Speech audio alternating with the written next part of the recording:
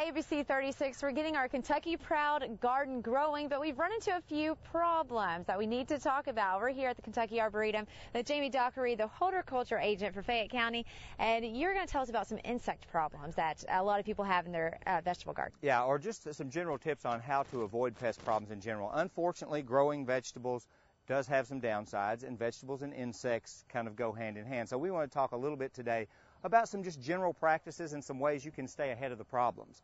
One of the main things, or probably the most important thing for home gardeners to keep in mind, is that there's no substitute for attention, spending lots of time in the garden.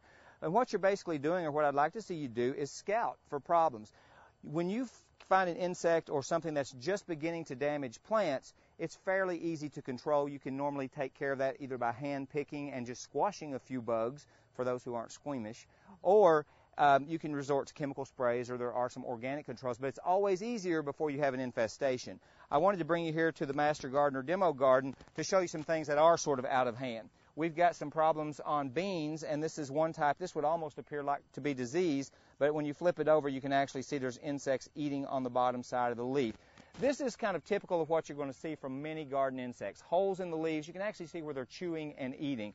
I brought a little cabbage plant, same thing here.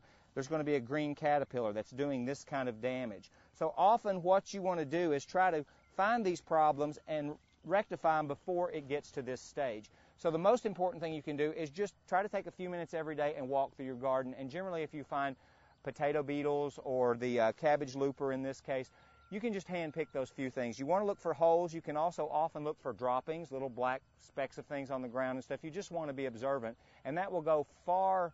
That will help you far more than anything else you can do as far as spraying or trying to control problems once they have already gotten out of hand.